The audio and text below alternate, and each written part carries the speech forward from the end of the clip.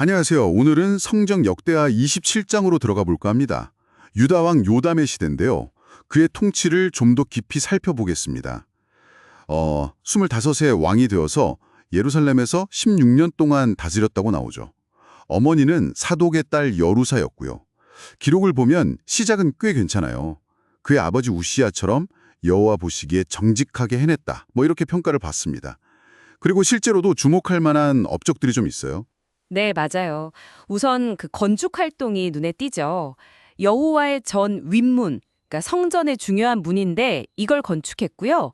또 오벨 성벽이라고 예루살렘 방어에 중요한 역할을 하던 성벽인데 이걸 많이 증축했어요. 아, 성전 문이랑 성벽이요? 네, 그리고 이게 수도에만 국한된 게 아니고요. 유다 산중에도 성읍들을 세우고 또 숲을 가운데는 견고한 진영이랑 망대 같은 것도 만들었습니다. 그러니까 단순히 수도 방어만이 아니라 좀 더 넓은 범위에서 국가 방어 체계를 갖추고 기반 시설 확충에 힘썼다는 얘기네요. 그렇죠. 나라 전체의 방비와 인프라에 신경을 썼다는 걸 알 수 있습니다. 그런데 건축만 잘한 건 아니었죠. 군사적인 면에서도 뭔가 있었던 것 같은데요? 네, 있었습니다. 군사적으로도 큰 성공을 거뒀어요. 암몬 자손과의 전쟁에서 이겼거든요. 아, 암몬 자손. 네, 그래서 그 결과로 3년 동안 매년 은 100달란트, 그리고 밀, 만고르, 보리 만고르, 이 정도면 정말 상당한 양의 조공을 받아냈습니다. 와, 은 100달란트에 곡식에 각각 10,000고르씩.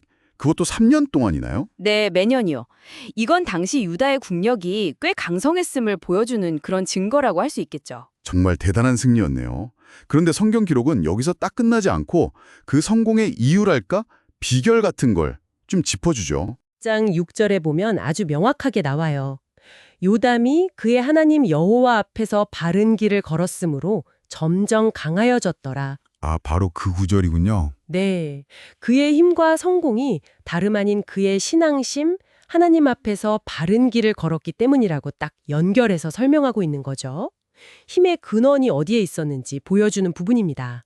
자, 그런데 요담의 이야기가 이렇게 성공, 신앙심 이걸로만 딱 끝나면 어쩌면 좀 단순할 수도 있겠죠. 근데 기록을 다시 보면 좀 흥미로운, 어떻게 보면 좀 복잡한 현실을 보여주는 부분이 있어요. 2절 말씀인데요. 아, 네네. 바로 그 부분이죠. 저도 그게 참 흥미롭다고 생각했어요. 뭐라고 되어 있냐면 요담이 아버지 우시아처럼 정직하게 행했지만 여호와의 성전에는 들어가지 아니하였고 백성은 여전히 부패하였더라. 이 기록이 나란히 붙어 있다는 점이에요. 네, 바로 그거예요. 아버지처럼 정직하게 행했다는데 정작 성전에는 안 들어갔다. 그리고 또 하나는 왕은 그런데 백성들은 여전히 부패했다는 거. 그렇죠. 이 두 가지가 같이 언급된다는 게 중요합니다. 성전에 들어가지 않은 이유 혹시 아버지 우시아 왕이 예전에 성전에서 분향하려다가 나병에 걸리는 그런 사건이 있었잖아요. 그것 때문에 좀 조심스러웠던 걸까요? 그럴 가능성도 충분히 생각해 볼 수 있습니다. 그 사건이 워낙 충격적이었으니까요. 하지만 성경은 그 이유를 명확하게 설명해 주지는 않아요. 그냥 들어가지 않았다고만 기록되어 있죠. 어쩌면 그 침묵 자체가 우리에게 더 많은 생각을 하게 만드는 장치일 수도 있고요. 그렇군요. 이유가 뭐였든 간에 개인적으로는 하나님 앞에서 바르게 행하려고 노력했지만 성전 출입이라는 부분에서는 달랐다는 사실이네요. 네. 그리고 또 하나, 백성들의 부패 문제인데요. 맞아요. 왕이 바른 길을 걸으려고 했었는데도 백성들은 여전히 부패했다. 이건 좀 어떻게 봐야 할까요? 이게 참 어려운 문제죠.